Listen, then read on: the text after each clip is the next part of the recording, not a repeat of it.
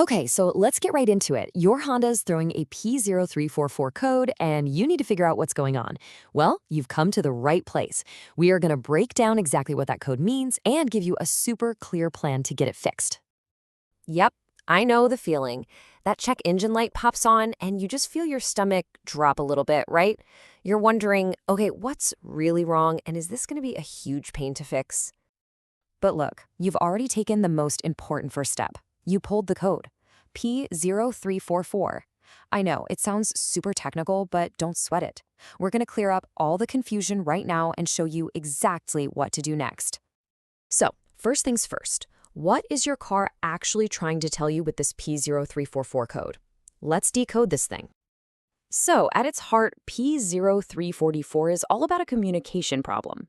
Your car's main computer is waiting for this nice, steady signal from something called the camshaft position sensor, or CMP for short. But instead, it's getting a signal that cuts in and out. The best way to think about it? It's like a flickering flashlight instead of a steady beam. That interruption is what's triggering the code. Simple as that. Now, this slide right here, this is basically our roadmap for the rest of this explainer. As you can see, there are a few likely culprits, and they range from actual physical damage to something as simple as a loose wire. We're just going to walk through each one step by step in the most logical order. All right, let's start with the first possibility, which is a straight-up physical mechanical problem. We're going to take a look at the camshaft pulley itself. So here's the deal. On that front camshaft pulley, there's a little bump, a little piece that sticks out called a pulse projection. As the engine runs, that projection spins past the CMP sensor, and that's how this sensor knows the camshaft's position. But over time, that little projection can get worn down, chipped, you name it. And if it's damaged, the sensor can't get a clean reading, and bam, that's the intermittent interruption your car's been complaining about. And this is a really crucial point. If you get in there, take a look, and you see that the projection is visibly damaged, the solution is totally straightforward. The pulley has to be replaced. You can't really patch this kind of thing. A new part is the only way to get that clean signal back. Okay, let's move on to our next potential culprit. And this is a big one, because honestly, it's often the easiest fix. Before you go out and start buying any parts, you have to check the wiring.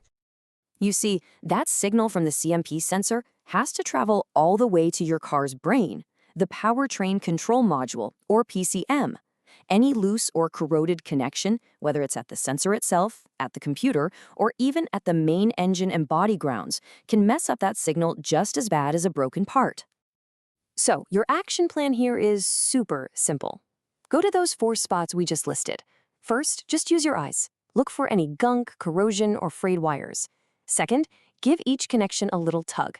If anything feels loose, tighten it up.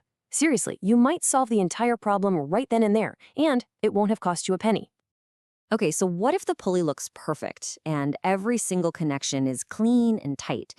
Well, then it's time to consider that the sensor itself has just, given up. Let's be real. Just like any other electronic part in your car, that CMP sensor won't last forever. Years of heat and vibration can cause it to fail on the inside. When that happens, it starts sending that weird, erratic signal we talked about, or sometimes no signal at all. And here again, the solution is beautifully simple. If you've ruled everything else out, or if tests show the sensor is bad, the fix is to just swap it out for a new one. That's how you restore that nice, clean signal the car's computer wants to see. Okay, we've got one last piece to this puzzle, and this is a pro tip that you really should know. You should always check to see what the manufacturer has to say about the problem. And this, right here, can be a total lifesaver. Car manufacturers release these things called Technical Service Bulletins, or TSBs. Think of them as official memos about known common problems.